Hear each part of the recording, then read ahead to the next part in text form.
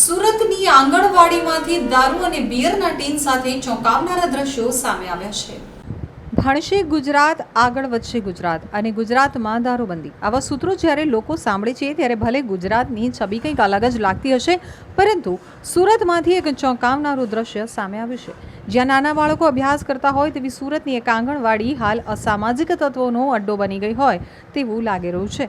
ઉધના વિસ્તારમાં આવેલી વિજયનગરની આંગણવાડીમાં ઢગલાબંધ દારૂ બિયરની ખાલી બોટલો જોવા મળી છે। તો દારૂ બિયરની બોટલો જોવા મળતા આંગણવાડીના સુપરવાઇઝરે જણાવ્યું કે અગાઉ અમે ઉધના પોલીસ મથકમાં ફરિયાદ કરી ચૂક્યા છીએ।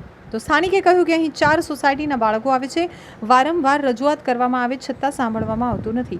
ઉધનાના વિજયનગરની આંગણવાડીમાં દારૂ બિયરની ખાલી બોટલો જોવા મળી છે। એક બાજુ નાના ભૂલકાઓ અહીં આવી અને માં સરસ્વતીની વંદના કરે છે, અભ્યાસ કરે છે, ત્યાં બીજી બાજુ અહીં દારૂ અને બિયરની ખાલી બોટલો જોવા મળી રહી છે। તો દારૂની પોટલી, દારૂની બોટલ અને બિયરના ટીન જોઈ અને ચોક્કસથી કહી શકાય કે અહીં રાત્રિના સમયે કઈ રીતે અસામાજિક તત્વો આવે છે અને દારૂની મહેફિલ માણે છે।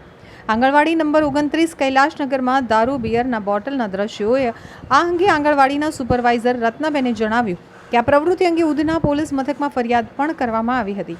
અહીં સુરક્ષા માટે કોઈ ગાર્ડ નથી।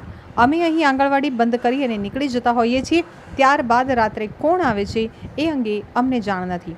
સ્થાનિક રાવ સાહેબ ગિરાશે જણાવ્યું હતું કે આ આંગણવાડીમાં 4 સોસાયટીના બાળકો આવે છે, અહીં સુરક્ષા માટે કોઈ ગાર્ડ નથી। સ્થાનિકો દ્વારા વારંવાર રજૂઆત કરવામાં આવી છે, તેમ છતાં રજૂઆત સાંભળવામાં આવતી નથી। જોકે સમગ્ર મામલે સુરત મહાનગરપાલિકા દ્વારા સંચાલિત આંગણવાડી સુરક્ષાને લઈને પણ અનેક પ્રશ્નો ઊભા થયા છે। રાત્રિ સમયે કઈ રીતે અહીં લોકો આવીને દારૂની મહેફિલ માણી રહ્યા છે, તંત્ર શું કાર્યવાહી કરશે, આ મોટો પ્રશ્ન છે। ઉલ્લેખનીય છે કે 50 મીટરની આસપાસ જ ઉધના પોલીસ ચોકી આવી છે, તેમ છતાં અહીં કઈ રીતે અસામાજિક તત્વો બેફામ દારૂની મહેફિલ માણી રહ્યા છે, શું પોલીસનો પણ કોઈ ખૌફ નથી? જોકે સમગ્ર આંગણવાડીની જંજાએ અંતે જોર પકડ્યું તો પોલીસ વિભાગ ઘટના સ્થળ ઉપર જઈ અને કાર્યવાહી આદરી હતી।